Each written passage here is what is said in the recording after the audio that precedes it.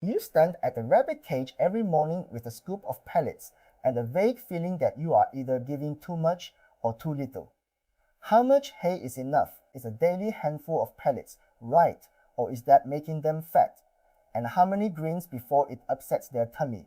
It is one of the most common questions Singapore rabbit owners ask, and the guessing is stressful. So let me give you the actual numbers I use and why they work.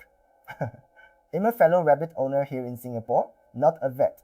These are the everyday portions I feed my own bunnies and the guidance that gets repeated correctly in the better rabbit groups. It is not medical advice and it is not a prescription for a sick or special needs rabbit. It is the sensible baseline for a healthy adult rabbit, and I will tell you clearly when something is a vet question rather than a portion question. Let us start with the single most important thing, because it is the foundation of the whole diet: hay. Hay should make up around 80% of what your rabbit eats, and it should be unlimited, available all day and all night, never running out. I know that sounds like a lot, and people are often surprised, but a rabbit is built to graze on grass and hay almost constantly. All that chewing wears down their teeth, which grow forever, and all that fiber keeps their gut moving, which is the thing that keeps them alive and well. So the rule for hay is not a portion at all. It is a pile bigger than your rabbit, topped up so it never empties. If your rabbit always has a generous heap of fresh hay, you have already got the most important 80% right.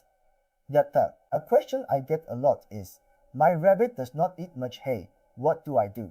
And 9 times out of 10, the answer is that the rabbit is too full of pellets and treats to bother with hay. Hay is the boring healthy food, and if the cage is full of tasty pellets, a rabbit will always pick the pellets first, the same way a kid will skip dinner if you let them fill up on snacks.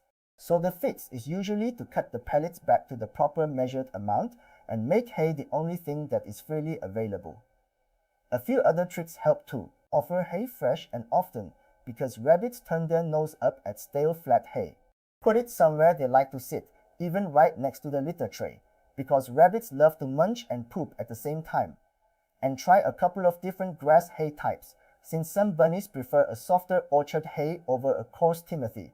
Once hay is the main game in town, most rabbits eat plenty of it. A quick word on which hay, because it changes by age. Growing babies, under about 6 or 7 months, and pregnant or nursing mums, do well on alfalfa hay, which is richer and higher in calcium and protein for growing bodies. But a healthy adult rabbit should be on grass hay, the timothy, orchard, or meadow types, not alfalfa.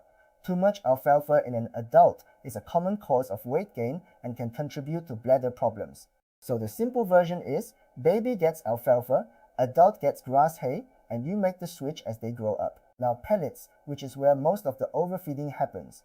Pellets are a supplement, not the main meal, and the portion is small. The rule of thumb most rabbit-savvy folk use is about 1 tablespoon, roughly an egg cup, of good quality grass-based pellets per kilogram of your rabbit's body weight, once a day. So a 2-kilogram rabbit gets about 2 tablespoons total for the day, not per meal, for the day.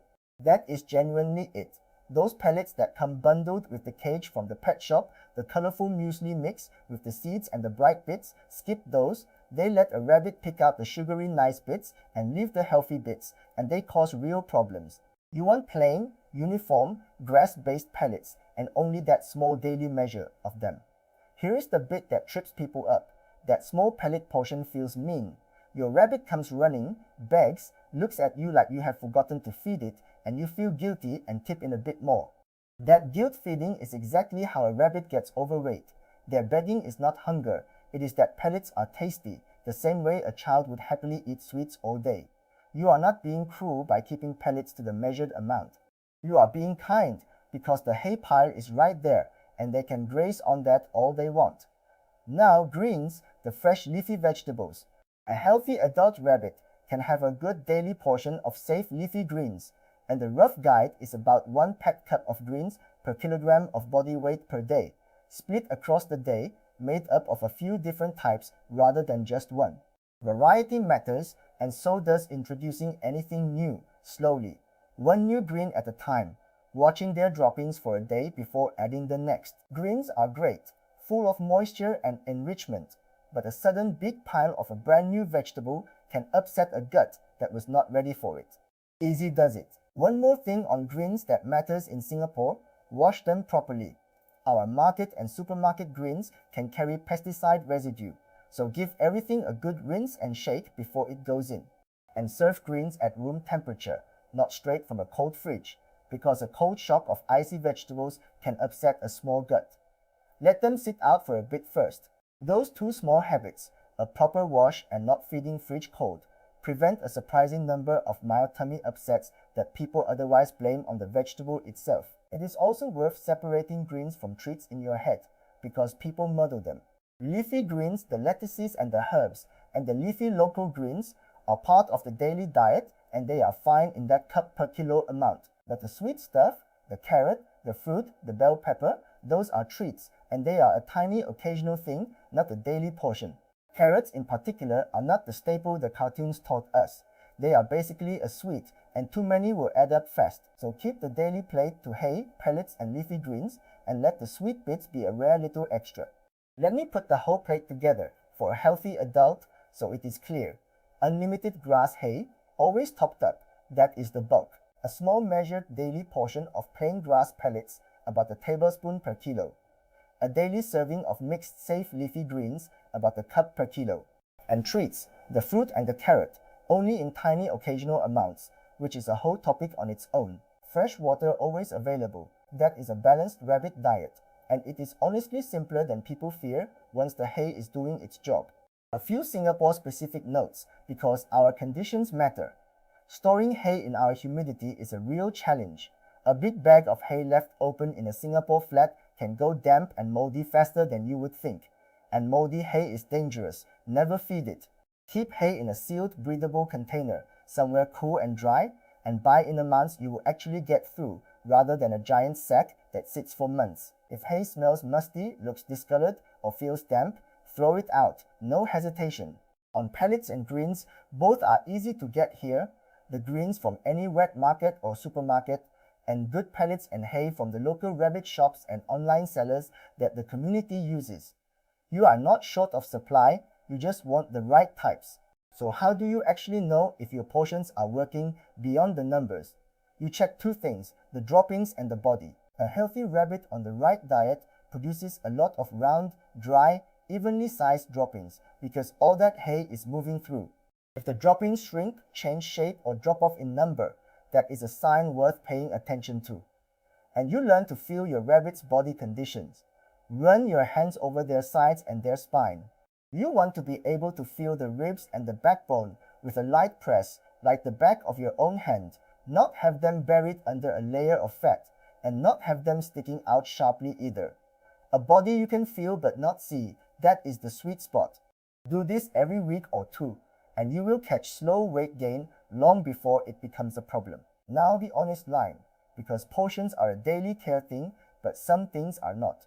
If your rabbit stops eating, or eats noticeably less, or stops producing droppings, that is never a tweak the diet at home situations. A rabbit that goes off its food can go downhill frighteningly fast, and that is a get to a rabbit savvy vet straight away situations, the same day. Likewise, if you ever notice real weight loss, a rabbit getting bony, or sudden weight changes that your feeding does not explain, that is a vet question, not a portion question. I am a fellow owner, not a vet, so I am not going to guess at why. I am telling you that not eating and sudden weight changes mean you pick up the phone. Let me bring it together into the version you can stick on the fridge. Hay unlimited and always topped up. Grass hay for adults, that is 80% of the diet. Pellets small and measured, about a tablespoon of plain grass pellets per kilo, once a day. Skip the muesli mixes. Grains about a cup per kilo daily, mixed and introduced slowly. Treats tiny and occasional. Water always there. And check the droppings and the body to know it is working. That is a complete, healthy rabbit diet.